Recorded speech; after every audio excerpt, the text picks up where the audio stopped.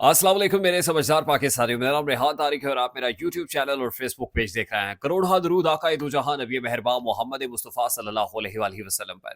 इस दुआ और इस उम्मीद के साथ इस व्लॉग का आगाज करते हैं कि अल्लाह रब्बुल इज़्ज़त इस मुल्क के फैसला साजों के दिलों में समझदार पाकिस्तानियों के लिए नरमी पैदा कर दे। खबर है कि किसी भी मुमकिन एहतजाज से निपटने के लिए वफाकी दारुल हुकूमत शहर इक़्तिदार इस्लामाबाद में फौज तैनात कर दी गई है। और आज ही इस्लामाबाद में एक्स सर्विसमैन सोसाइटी के जो सरबराह हैं जनरल अब्दुल कुयूम उनकी जानिब से एक प्रेस कॉन्फ्रेंस भी की गई है। मैं उस प्रेस कॉन्फ्रेंस की तरफ भी आता हूं और एक बड़ा हुक्म जो आज ये अमेरिकी सदर डोनाल्ड जे ट्रंप ने लिया है जिससे इस्टेब्लिशमेंट की यहाँ खलबली मची हुई है, उसको भी आपके सामने रखूंगा। उसकी तमाम तर डिटेल्स, उस फैसले के इम्प्लीकेशंस जो है बड़ी तफसील से आज के इस व्लॉग में शेयर करने हैं। लेकिन उससे पहले मैं आपको ये बता दूं कि आपको main stream media, TV channel, social media के ऊपर मुक्तदरा की जानिब से, हुकूमत की जानिब से बनाई गई एक डॉक्यूमेंट्री दिखाई दे रही है जो उस एहतजाज से मुताल्लिक है जो हाल ही में शहर इक़्तिदार में हुआ और 26 नवंबर की एक रात, एक तारीख भी रकम हुई।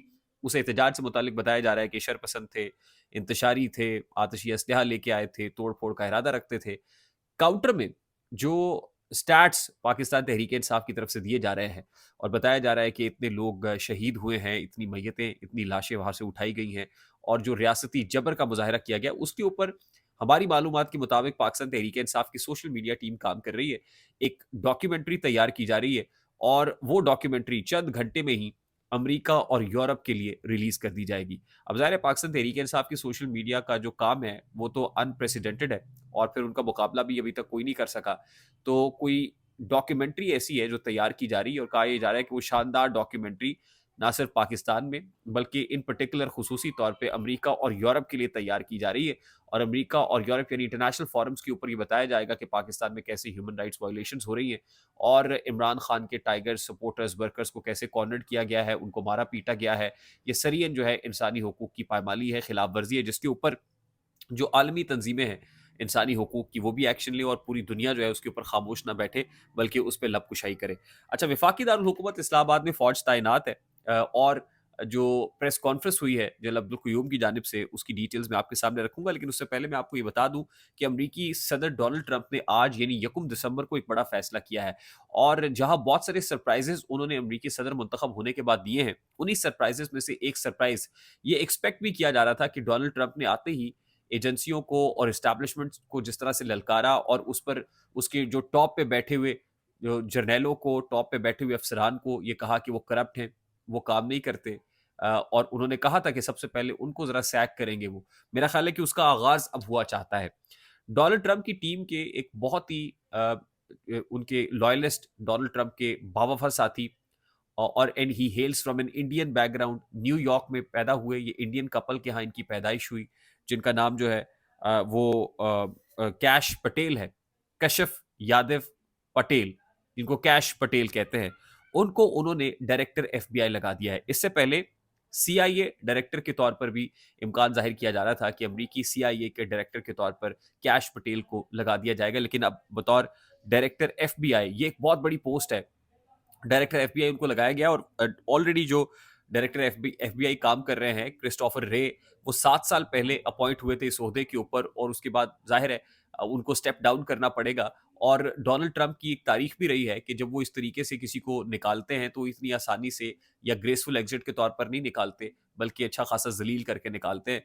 तो लग ही रहा है कि क्रिस्टोफर रे जो ऑलरेडी डायरेक्टर एफबीआई हैं वो भी खासे परेशान होंगे, वो डिस्ग्रेस तो होंगे, ह्यूमिलिएशन का भी सामना करना पड़ेगा। लेकिन ना सिर्फ ये कि एफबीआई में बल्कि अमेरिकी सीआईए के अंदर भी खलबली मची हुई है। वो खलबली इस एक शख्स को नॉमिनेट करने से है। ये शख्स कौन है? इसका बैकग्राउंड क्या है? मैं ज़रा सबसे पहले इसकी थोड़ी-सी डिटेल्स आपके सामने रख देता हूँ। ये जो कैश पटेल है बेसिकली ये सीज़न्ड लॉयर भी हैं और लीगल सर्विसेज़ भी डोनाल्ड ट्रंप को देते रहे हैं और इनकी जो लीगल एक्सपर्टीज़ है उनको लेके भी डोनाल्ड ट्रंप जो है वो बड़े एतमाद का इज़हार करते हैं और उन्होंने अपनी तकरीर के अंदर इनकी तारीफ़ भी की। फिर हालिया जो डोनाल्ड ट्रंप की कैंपेन थी, उसको बड़ा ब्यूटीफुली इन्होंने रन किया। उसका एक बड़ा प्रोमिनेंट एक कंपोनेंट थे कैश पटेल और उसके साथ-साथ जो इससे पहले जो एफबीआई प्रोब थी रिगार्डिंग 2016 के इलेक्शंस कि जिसमें रशियन इन्वॉल्वमेंट थी या नहीं, उस हवाले से भी उन्होंने एफबीआई की इस जो कैंपेन है उसको असिस्ट किया था, देखा था, ओवरसी किया था। ये इससे पहले जो है वो चीफ ऑफ स्टाफ रह चुके हैं to acting secretary of defence के तौर पर, यानी बड़ी इंपॉर्टेंट बड़ी की पोस्ट के ऊपर उन्होंने काम किया है। फिर हाल ही में जो जॉन रैटक्लिफ हैं, डायरेक्टर सीआईए अमेरिका के, बताया ये गया कि शायद जॉन रैटक्लिफ, जिसको असल में डोनाल्ड ट्रंप ने ही अपॉइंट किया था, शायद उनके साथ इनको डिप्टी डायरेक्टर सीआईए लगा दिया जाएगा।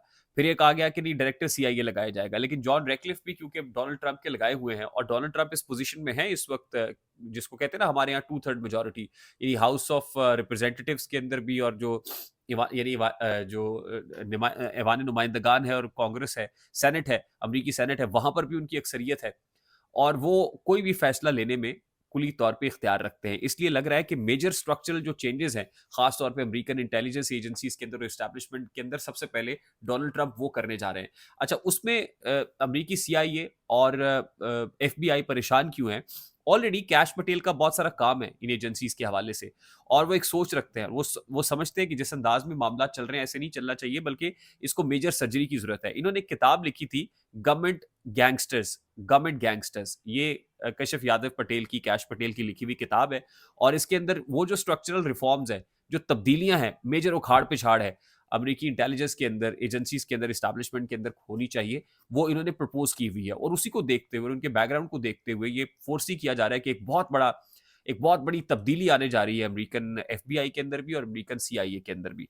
और जाहिर है ये इनका इंडियन बैकग्राउंड है, तो इंडियंस तो बहुत ज्यादा खुश हैं कि एक इंडियन बैकग्राउंड, इंडियन ओरिजिन का आदमी जो है वो डोनाल्ड ट्रंप ने एक ऐसी की पोजीशन के ऊपर नॉमिनेट कर दिया, और इंडियन डिप्लोमेट्स बहुत ज्यादा खुश है कि इससे इंडियन डिप्लोमेसी के अंदर बहुत ज्यादा मदद मिलेगी। अब पाकिस्तान के लिए खुश होने का मकाम है या नहीं है, खैर ये तो अब वक्त बताएगा कि कैश पटेल आते हैं और ये जो मेजर एस्टैब्लिशमेंट के अंदर, इंटेलिजेंस एजेंसीज के अंदर चेंजेस होती है, तो उसके पाकिस्तान पे क्या इंप्लीकेशंस होते हैं। लेकिन उसके साथ ही मैं आपको ये बता दूं कि इंपॉर्टेंट चीज ये है कि पाकिस्तान में इस वक्त अमेरिका से भी मुतालबा किया जा रहा है कि वो खामोश ना बैठे, बल्कि एक्शन ले उन वायलेशंस के ऊपर जो यहाँ पर हो रही हैं, और एक शख्स को पॉलिटिकल विक्टिमाइजेशन का निशाना बनाया जा रहा है। इसी दौरान इस्लामाबाद के अंदर फौज तैनात है, और एक्स सर्विसमैन सोसाइटी के जो सरबराह हैं जनरल अब्दुल क़य्यूम, उन्होंने एक प्रेस कॉन्फ्रेंस की है, और उस प्रेस कॉन्फ्रेंस के अंदर वो ये कहते हैं कि एक्स सर्विसमैन सोसाइटी की जो कौमी काउंसिल है उसका आज इजलास हुआ, साबिक फौजियों की वेलफेयर के लिए काम कर रहे हैं।